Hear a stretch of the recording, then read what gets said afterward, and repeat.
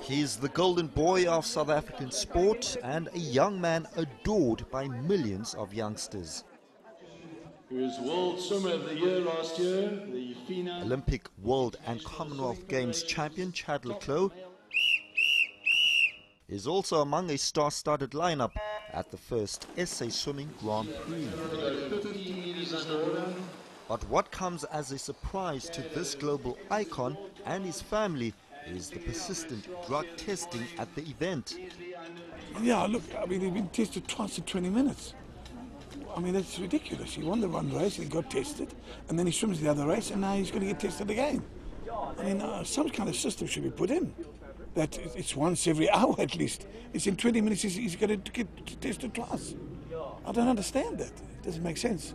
But it is what it is, and we're all for the drug-free sport, and but I mean, there should be some kind of limit on how many times in one session.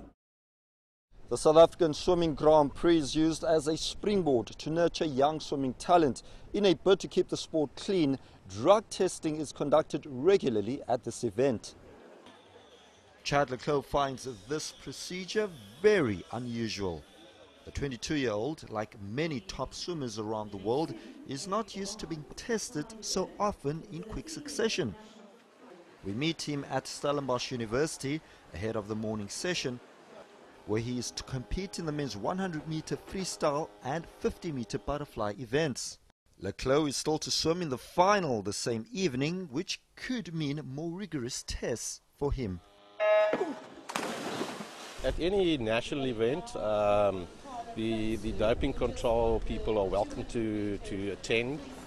We advise them of our events, and on the day they will arrive, they will randomly select winners, and they may test them twice or 3 times in an event. And these tests are then kept and will be analysed for later analysis. Is this a norm though, 2 or 3 tests? It's a norm. When they do arrive, they don't arrive at every meet, but when they do, then they will test, and they can test 2 or 3 times. It's a norm. It's the normal practice. The anti-doping agency won't give us permission to film the drug testing procedure. But the tests, according to Olympic swimmer Kyron Prinsloo, is not as bad as it's made out to be. I think drug testing, without them, I think everyone reaches dope. So I'm really happy. They really test us a lot to make sure that we drug-free.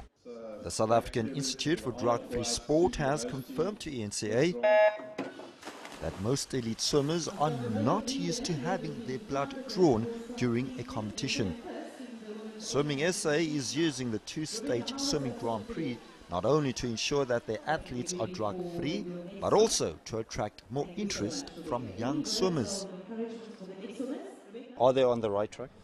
I think yes and no to that question. You know, it's obviously great that we have the numbers coming out to support and coming to be inspired and hopefully keep going in the sport. But you know, I think our problem comes where they turn 16, 17, 18, you know, in their later years in high school. You know, where the parties become more important than the swimming.